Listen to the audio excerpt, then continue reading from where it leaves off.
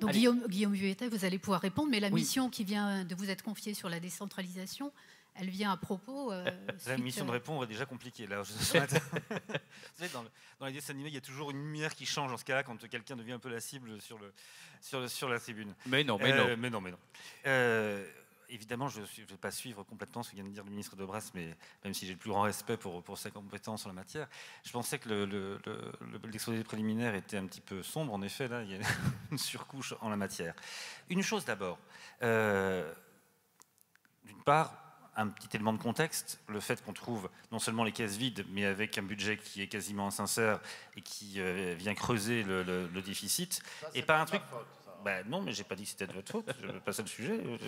Mais c'est que c'est pas simple à gérer quand même. Hein, quand même petit... Et là-dedans, évidemment, il y a des choix à faire, et il y a des choix qui ont été faits. On n'abandonne pas les zones détendues. On va les investir différemment. Mais excusez-moi de vous dire que ce n'est pas forcément la solution, alors que la plupart des centres-villes sont en train de plonger dans les villes moyennes, que de favoriser l'étalement urbain et favoriser la création de nouveaux lotissements à 10 bornes du centre-ville pour pouvoir loger des gens. On va mettre en place, et c'est en effet au cœur de la mission de l'information que nous avons créée entre la Commission du développement durable et la Commission des lois, l'idée de devoir réinvestir les centres anciens, de pouvoir réinvestir les villes moyennes, de leur redonner une dynamique, n'est pas neutre en la matière. C'est sûr que ça ne passe pas forcément par le neuf, et le pavillon neuf à 10 km du centre-ville. Ça passe aussi par 1,5 milliard, par exemple, que va vouloir mettre Action Logement sur le réinvestissement des centres anciens. C'est redéfinir des règles en matière de commercialisation, de commerce local aussi. Et donc, on ne va pas abandonner les centres anciens, on va les définir différemment, les traiter différemment, tout simplement parce que l'argent public étant particulièrement rare, nous essayons de prendre des mesures qui sont efficaces. Maintenant, le fameux article 52 qui a donné lieu à un amendement pendant la discussion budgétaire, nous avons un premier budget qui est dans le contexte que je viens de décrire. Oui, il y a des discussions, il y a des choses qui évoluent. Le B2, le PTZ, dans ce langage d'acronyme qui caractérise beaucoup l'immobilier, le secteur, il y a des discussions qui sont en cours et qui sont encore, quand je dis en cours, c'est quasiment d'actualité, c'est absolument moins qu'on puisse dire, et qui vont aménager les choses. Moi, par exemple, j'ai déposé un amendement pour que les zones en renouvellement urbain, le neuf ne soit pas considéré en neuf quand on est sur du B2, parce qu'en fait, on est en train de reconstituer simplement quelque chose qu'on a voulu détruire. L'appel à accession, c'est une discussion qui est en cours aussi. Donc, il y a des choses qui vont devoir s'ajuster. Pour autant, encore une fois, oui, il y a des volontés politiques qui sont claires, de trouver des mesures qui sont plus efficaces. Et pour ce qui est des zones détendues, en effet, plutôt favoriser le réinvestissement dans le cœur des villes plutôt que de favoriser l'étalement urbain. Christophe Robert, sur cette question de l'appel à l'accession et de l'accès au logement des plus modestes, notamment dans ces logements anciens. Bonjour. Plus globalement, je pense qu'il faut qu'on soit extrêmement vigilant sur les décisions qui viennent d'être prises ou qui sont en cours de discussion. Le risque étant effectivement qu'on ne mesure pas les effets collatéraux de choix budgétaires fortement pilotés par Bercy, quoi qu'on en dise. Donc on peut discuter de l'état budgétaire du pays, on a conscience de la difficulté. Simplement, on prend un risque majeur, je pense, pour les 2-3 prochaines années. Sur la question des plus fragiles, le gouvernement a pris acte, sur la question de la politique du logement des personnes défavorisées, de la nécessité de changer de stratégie en mettant en place une politique du logement d'abord pendant 5 ans, que nous on avait proposé à la Fondation Abbé Pierre, dont les axes sont bien posés aujourd'hui, me semble-t-il. Alors, l'idée c'est quoi? C'est de dire, on va essayer d'éviter de continuer à répondre aux situations d'urgence par des réponses d'urgence type hôtel qui sont coûteuses et pas satisfaisantes pour les ménages, avec des budgets sur l'hébergement d'urgence qui augmentent de 200 millions d'euros par an. C'est encore le cas cette année. Beaucoup. Et plutôt apporter une réponse en logement durable, donc le logement n'étant pas perçu comme une récompense après un parcours compliqué d'insertion, mais plutôt comme le levier de l'insertion. De ce point de vue-là, le président de la République, le gouvernement a pris acte de cette dynamique. On va voir ce que ça donne. Les outils aujourd'hui ne sont pas suffisants pour se dire que dans les 5 ans, ça sera réglé, mais c'est déjà positif. Là où il y a un danger majeur, c'est que si sur cette politique du logement des personnes défavorisées, on engage la transformation qu'on appelle de nos voeux, qui a fonctionné dans d'autres pays, qui fonctionne dans nos territoires par des expérimentations en France, si simultanément, Grâce à ça, on a permis de sortir des gens du mal-logement. Mais simultanément, on fragilise les deux principaux outils d'exercice de la solidarité du logement, que sont les APL, le logement social, et je parlerai du logement privé à vocation sociale.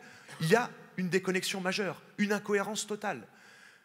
La question des APL, vraiment, je suis en conflit avec le gouvernement là-dessus, parce qu'on discute avec le président, avec le Premier ministre, ils disent « ça coûte trop cher les APL, 18 milliards ». Puis je leur dis « mais vous croyez que ça coûte trop cher parce qu'on a augmenté la solvabilisation par les APL ?» Non, c'est parce qu'il y a plus de pauvres qui sont passés en dessous des seuils d'exclusion de l'APL. Donc si c'est 18 milliards aujourd'hui, c'est parce qu'il y a plus de pauvreté. Donc le débat, c'est quid de la protection sociale.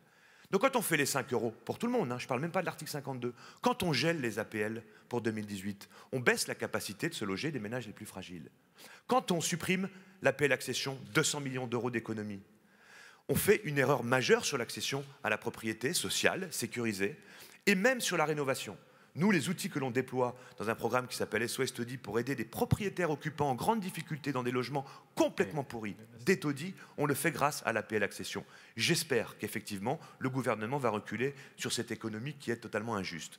Sur l'article 52, écoutez, nous, on n'est pas bailleur social, on finance aussi du logement social. Du logement très social, en maîtrise d'ouvrage associatif. Et Dominique Duban est là. Qu'est-ce que nous, Fondation Abbé Pierre, on peut dire sans être du secteur en tant que tel? Tout simplement qu'il y a un débat, en fait, et là, pour le coup, regardez comment ça s'est passé. Le gouvernement a dit qu'il faut faire des économies. Il en a fait aussi dans l'emploi, il en a fait dans d'autres domaines, et dans le logement, il a dit comment je peux faire des économies tout de suite? Les APL.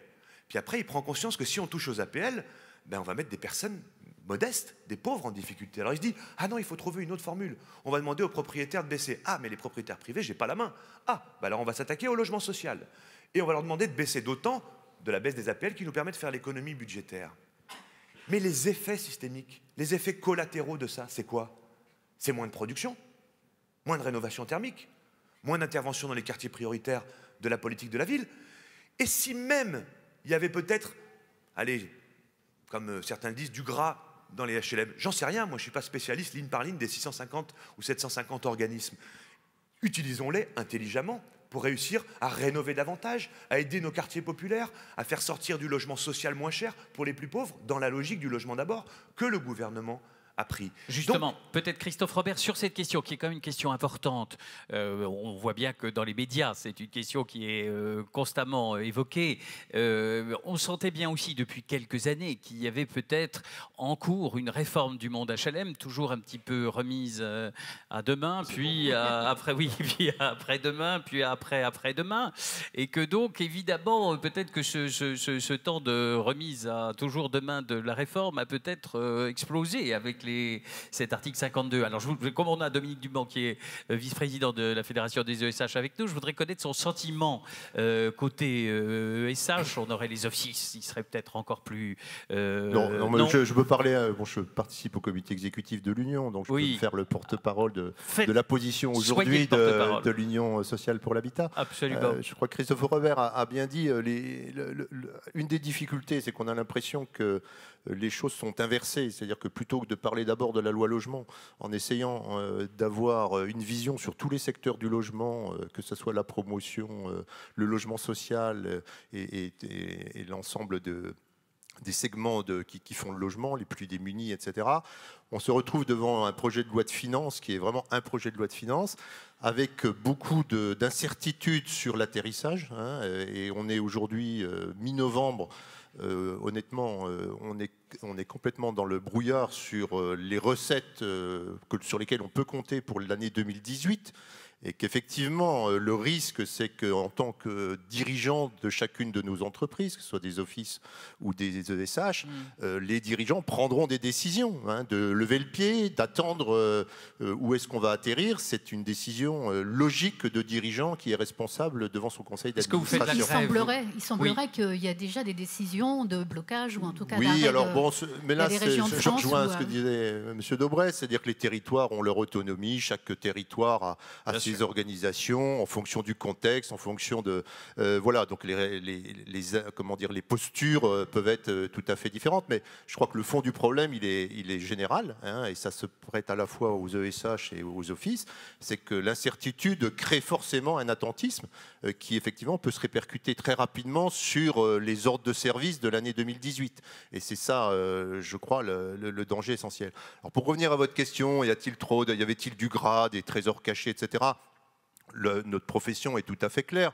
Que l'on travaille sur un plan peut-être sur 2 ou 3 ans pour regarder là où on peut trouver des améliorations, et il y en a forcément comme dans tous les domaines, et on peut en trouver, mais je crois qu'on peut avoir un contrat, et en tout cas une contractualisation avec l'État, de dire allons rapidement vers une réforme, vers des éléments qui permettent d'avoir plus de ressources, mais pas de brutalité au sens de ne pas avoir le temps de pouvoir digérer et de pouvoir anticiper des mesures.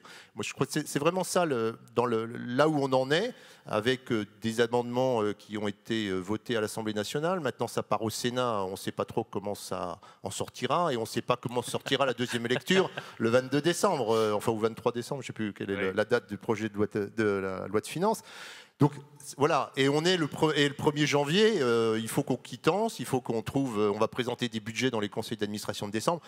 Tout ça fait que c'est vrai que ça paraît, on a, semble-t-il, inversé le processus, en étant tout à fait ouvert pour travailler sur les marges de manœuvre, parce qu'il y en a certainement, et notamment, effectivement, ce qui a été aussi dans les débats, c'est qu'il y a un patrimoine qui existe de 4 400 000 logements sociaux.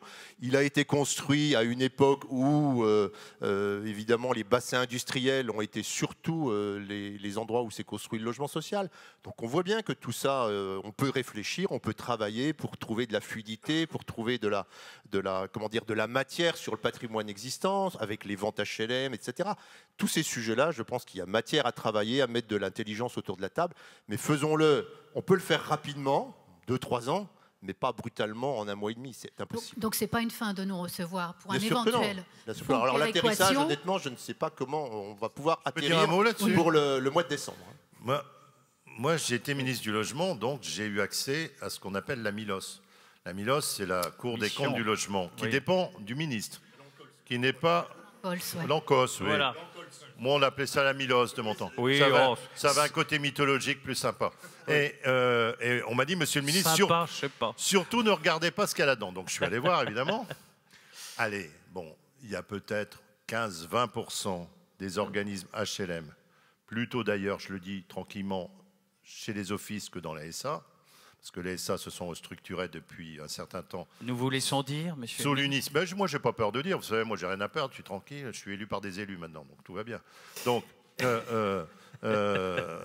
pas pareil que quand vous êtes élu par le peuple. Hein. Ça vient, les vagues. Il faut faire attention. Donc, bon. Mais je dis tranquillement, il y a 15-20% où il y aurait du travail à faire. J'en ai parlé avec le président de la République qui dit ça, faut qu'on regarde, qu'on aille à la CG2LS, qu'on puisse faire des choses, qu'on puisse recapitaliser. OK, mais vous cassez le premier paramètre que j'ai indiqué qui s'appelle la confiance. Si vous cassez dans une période où vous voulez faire un choc de l'offre, la confiance des principaux maillons de la chaîne, vous êtes mal parti. Et dans tous les maillons de la chaîne, et Christophe Robert a raison de dire qu'on est là sur un impact aussi. Attention, moi je suis président d'une agence d'urbanisme, je viens de sortir un rapport.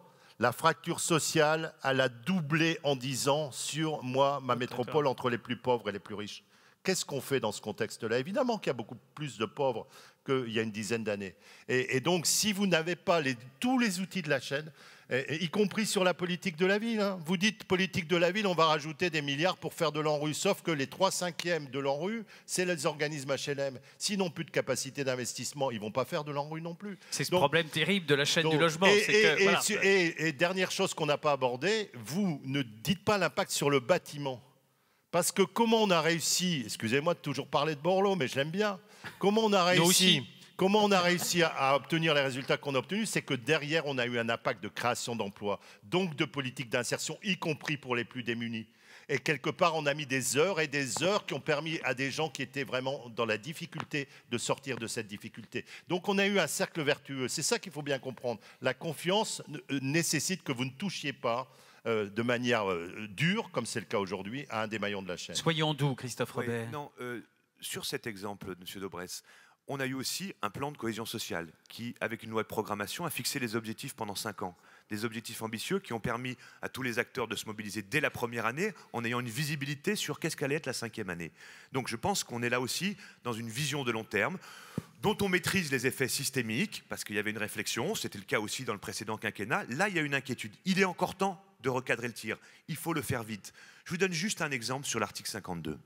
Bien sûr, les bailleurs sociaux maintenant sont en négociation. Je pense que le gouvernement, une partie des apprentis sorciers ont quand même compris qu'il allait y avoir un problème. Donc ils se disent, waouh, si effectivement on baisse la production, on baisse la rénovation thermique avec tous les enjeux de la loi de transition énergétique, on n'en a pas encore parlé et on peut en parler, et que de fait, notre action fait qu'on baisse la production dans le privé, dans le social, la rénovation à l'échelle de 3-4 ans, on sera comptable de nos actes. Nous, gouvernement. Moi, c'est comme ça que je l'ai dit à M. Macron et au Premier ministre, en lui disant, attendez, ce n'est pas une question idéologique, ce n'est pas un débat de principe, c'est une question d'efficacité.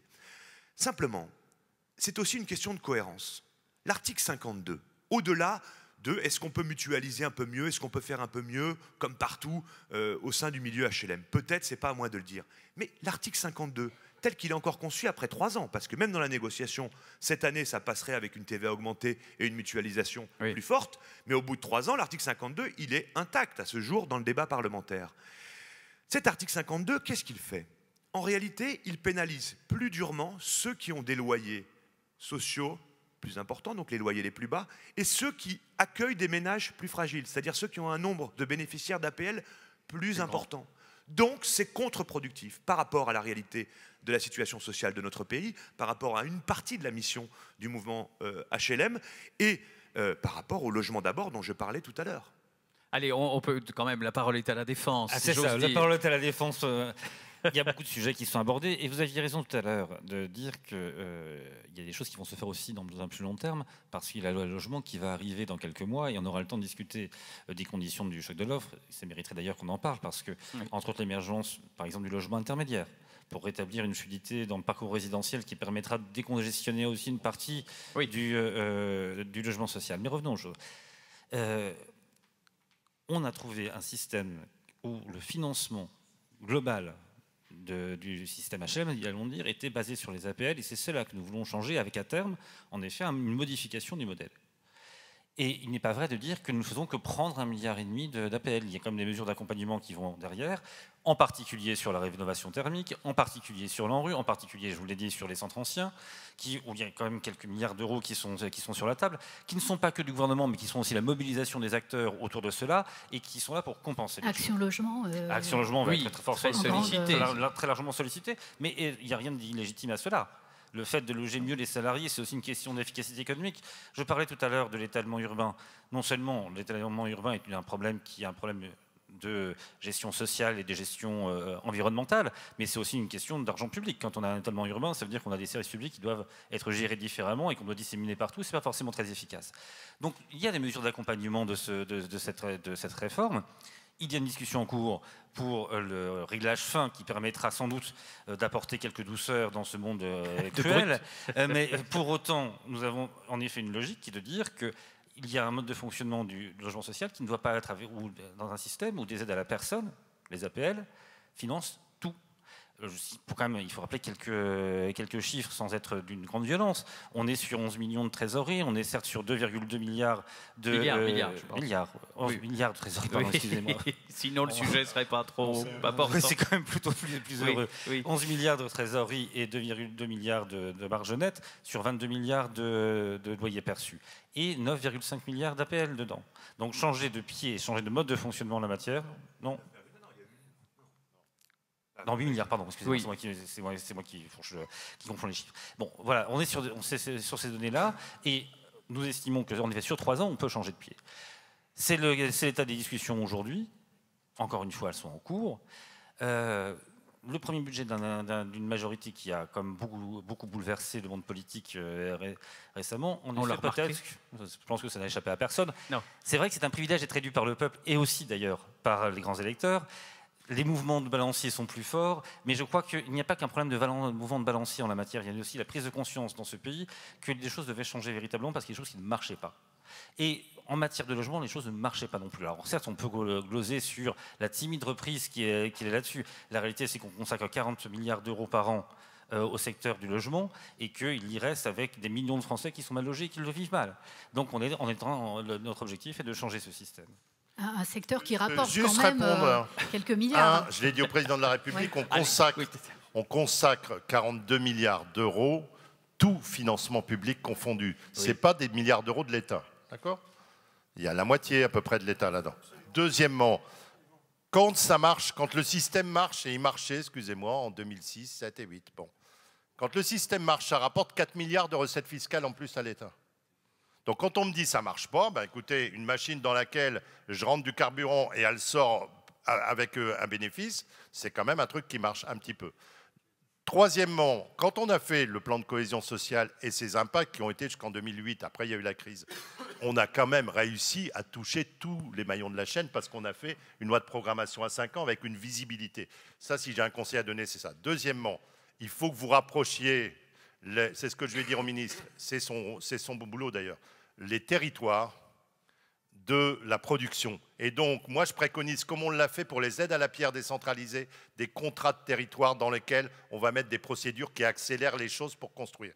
Et troisièmement, si vous devez toucher au monde du logement social et des APL, regardez plutôt, et ça c'est politiquement compliqué aussi, hein, j'ai essayé moi, la mobilité dans le parc, parce que le sujet, c'est aussi ça. Sûr, si on veut qu'on ait moins d'hébergement, plus de personnes en difficulté logées, il faut qu'il y ait un certain nombre de personnes qui sont dans la HLM avec des appartements souvent trop grands pour eux, puissent partir vers un parc peut-être plus intermédiaire, dans lequel, ou vers une accession à la propriété, ce qui suppose une autre chaîne du logement. Et là, vous avez des marges de manœuvre. Donc, il y a quand même des paramètres sur lesquels vous pouvez agir. Oui, mais la question de la mobilité, on sait bien que c'est un drame. Alors, Guillaume Vuilletet, puis on va redonner la parole à Alexandra. Je ne vais pas monopoliser la parole, évidemment. Enfin, il y a quand même des choses qui s'adressent beaucoup à la majorité dans ce qu'on raconte là. Une chose quand même sur le monde HLM, pour reprendre ce terme. 750 organismes aujourd'hui. Je crois que la Milos, qui n'était pas encore l'Ancols à l'époque, en effet, avait fait une étude pour savoir quelle était un peu la taille optimale d'un organisme. C'est-à-dire, et je crois qu'ils étaient arrivés sur un chiffre de 11 à 13 000 logements. Oui. Ce qui d'ailleurs n'est pas forcément l'unique critère d'ailleurs, parce que bien sûr, il y en a d'autres certainement, mais enfin. Et là-dessus, je suis tout à fait d'accord avec M. Daubresse, c'est que quand on parle du secteur du logement social, évidemment, c'est pas la même chose quand on est en zone totalement détendue où on est plus sur une question de qualité du logement, que quand on est en zone hyper tendue où on a une question sur le logement tout court. Et d'ailleurs, ce serait peut-être bien de mieux prendre en compte cette diversité-là, y compris d'ailleurs au sein du monde HLM. Mais si on devait appliquer ce fameux ratio de 11 à 13 000 logements, on serait plutôt sur 400, 450. Il y a donc une réorganisation à mener, et en effet, on est sur cette marge enfin, on est sur cette dynamique-là, ça c'est clair. Sur la territorialisation, je viens d'en parler quasiment de façon incidente. Les situations sont tellement différentes entre les zones hypertendues, le parc, les côtes, les frontières, l'agglomération franco-valdo-genevoise avec ses spécificités délicieuses, tout ça fait qu'en effet, la territorialisation est une nécessité absolue, y compris d'ailleurs, en effet, en peut-être pesant un petit peu sur la fluidité des procédures, pas uniquement parce qu'il y a des recours excessifs, et là nous allons nous y attaquer très vite, mais aussi parce que parfois ce sont des élus qui ont tendance à être en arrière des textes qu'ils votent eux-mêmes sur le plan local, mais vous en avez parlé tout à l'heure. Bien sûr, c'est toujours le même problème aussi.